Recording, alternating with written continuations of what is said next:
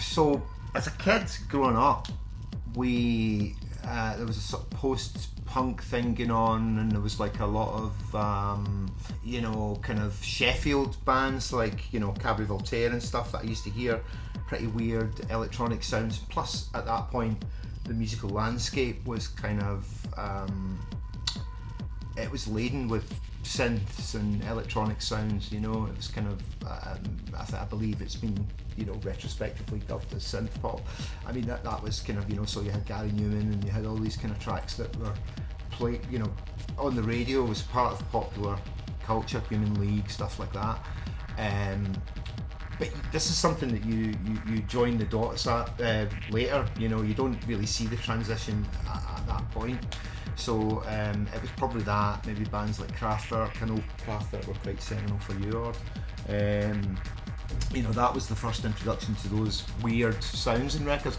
And I used to always like listen to the sounds behind the records. I would like I would love that kind of strange noises.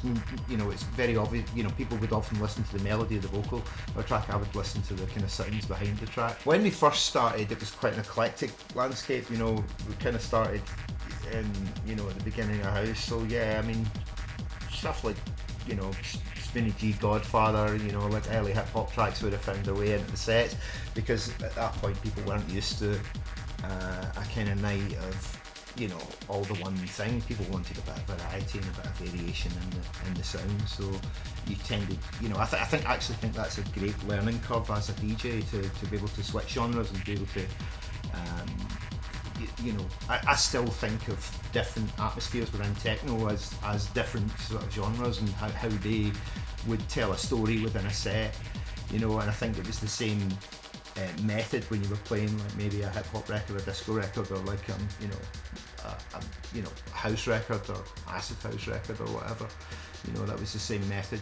You would try and tell a story with those different moods and different atmospheres. And definitely around 86, 87, 88, this was our quite a big period. Yeah, those 3 seminal years. That was the kind of time when everything changed, when house music was a thing that you didn't hear in a lot of clubs. So I went to London and heard I went to Heaven, which is like the big gay club in London at the time, and I went and I heard a whole night of house in there, and I just thought this sounds incredible, like, because I hadn't heard that whole Relentless thing. And this is sort of pre-acid house, and then the whole acid house thing. So that was a pretty exciting time for music, and that's when I think it's fair to say we became fully immersed in collecting those records. It exploded proper in '88. Yeah, I think where you would have a house of a night of solid house, solid house, and techno.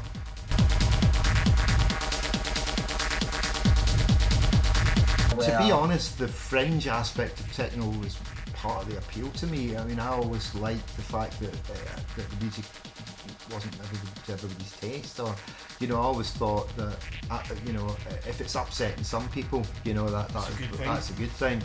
And now it just seems to be, if it's not techno, it's upsetting people.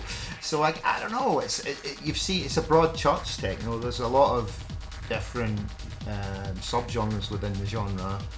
I think there are elements, aren't there, that still hold on to the original kind of ethos. There's a kind of hard, industrially kind of uncompromising kind of vibe going on just now, which resonates with me, because I used to like punk music, and I like that aspect that it's going to upset some people. I don't know whether it's like that, but I just don't. I think music shouldn't be insipid, and I don't think it should be everybody's friend. I think that there has to be some attitude within the music, and then, when you listen to like Tresor Records, or you listen to the Birmingham stuff, or you listen to Mills, that definitely has that bit of attitude, and I still love that kind of 140, 145 modular kind of raw sound. It's still a music that doesn't want to be music that doesn't want to be liked by everyone. That's important. Yeah. That's techno. I mean, I hear a lot of different elements coming into techno, like hardcore, or you know, and some of that's more successful than others, but it's never really been our thing. Bag. Yeah. I mean, the edgy stuff, you know, stuff that wants to stay at the edges, you know, it's not looking for mainstream support, you know. That's still the stuff I look out for.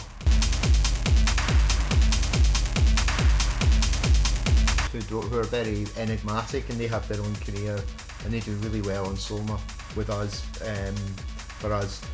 But, you know, obviously you have a whole other side, which is like the social media thing with Instagram, which is, you know, a lot of DJs are now kind of influencers, or, you know, maybe influencers first and DJs. It's just the way it is. But you know, not everybody's good at that, and you know that somehow the balance is lost. If you know, if you're a great producer, it doesn't mean to say that you're going to have a big profile, sadly. But I think, you know, previously in traditional media, there was always that you needed to have that element of, you know, support within the media to have a certain amount of success for people to know who you are. So I guess it's just another form of that, you know, and some people are better at it than others. I think sadly in kind of many realms, music has tiered down the importance of an artist. Do you know what I mean? A lot of people will attend gigs not even knowing what type of music the person plays or makes, or, you know, there are so many drivers, other different drivers in people's careers now. I personally, I think that's quite a sad thing that music isn't, you know, up there with the most important drivers in people's musical careers. You see more fire emojis and kind of, you know, those emojis rather than track ID, you know, because people used to go track ID. What's a track ID? You know, and you know, less and less people say track ID. More people just stick emojis. There are still lots of other people out there though that the music is of primary importance. It's just that I think the scene's kind of swollen so much now that other drivers have become important as well. But it should still be about the music. Personally, I feel.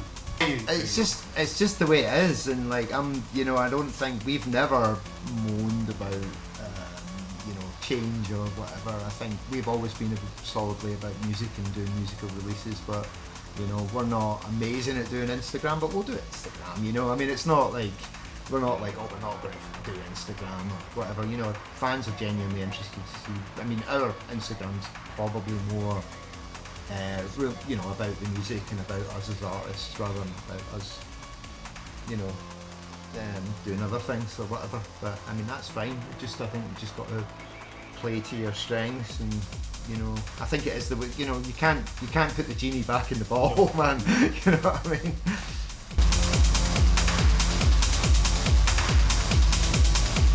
I get in the studio with Kraftwerk. I think that's the holy grail right there. They kind of set the blueprint for techno. Is it? You know. I was thinking about this the other night. It's, you know, Joy Division would be, you know, before they turned into New Order. I'd be just, you know, they keep coming onto my radar recently. Unfortunately, Ian's not around, you know, but that would, you know, they were a band that changed things, like the landscape of their music. I'd say when you were talking earlier about influences in music and electronic, there was a starkness to their music which really resonated. And I think you know, it sounds amazing now. There was like weird strings and, you know, atmospheric, you know, morose vocals. You know, I kind of love that.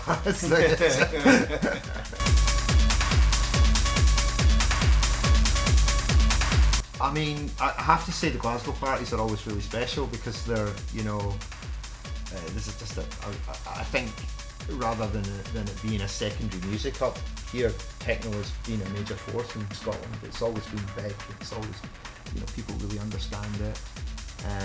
Berlin, I always love parties in Berlin. You know, Eastern Europe right now is really good. There's just a raw energy there. I mean, it surprises you now. I mean, I'm trying to think back pre-pandemic, where there's just loads of places. I mean, I don't know. I think everywhere. I think it's a smaller world now. I think people different territories are.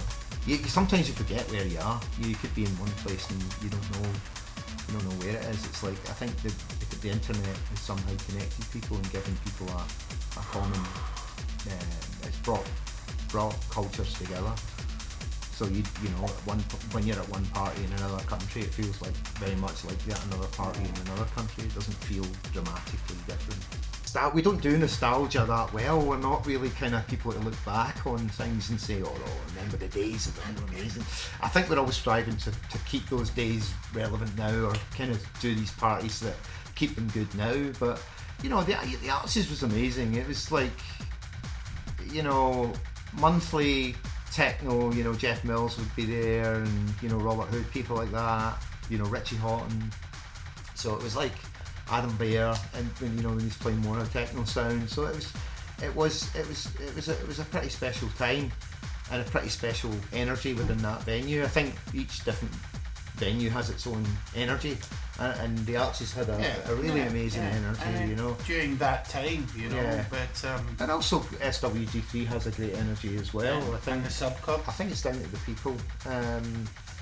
But yeah, I mean, we still do the sub sub club once a month, so, and it's great. It's like a little basement venue, people right in your face, kind of, it's just like it's a club, so it's got a club feel to it. It's not got a big room feel to it, so that, so you can, it's different again, and I love that. I love having that club thing, but as Stuart said, we tend not to be nostalgic.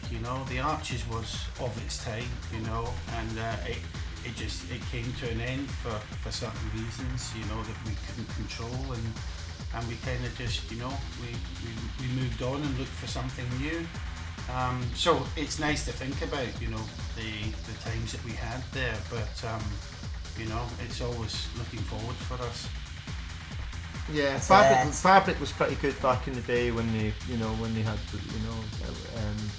a lot of techno in room 2, and it was some more kind of housey vibe, and maybe Ricardo Villalobos or something more, and those were special times down there, because we had a sort of semi-residency down there in Fabric at the time, and that was great. And it felt, you'd go down and stay in the same hotel, you'd see the same day. It was just like a really cool vibe down there. Home from home. Burgine, when they play there, that's amazing. I've got the rest of the Louder Than Chaos, 4 and 5 to come. The last 2 EPs. One with Amelie Lens and one with AND coming out, and then we don't have any plans. Or none that we can tell you about. No, we kind of just. It's been nice to have that lockdown period and have. All the tracks coming out, and taking a bit of a break from making music. So we haven't made music for a while, but I think we're going to maybe look at doing a hybrid live thing, which was something we started pre-pandemic, and we're maybe going to pick up. So I'd like to see a series of EPs coming out of that. No, that's some things that obviously we can't talk about at the moment, but there's some things which might surprise a few people in the pipeline, And we're bringing some in the ether as well. Bringing the festival back next year, obviously. Riverside again, 2021 was one of the most successful years we had. And we've got the Slam Tent coming back. Yeah. At early spring this year. So we're just kind of working on that at the moment, which is quite a big thing for us. 3 nights in a huge marquee, somewhere secret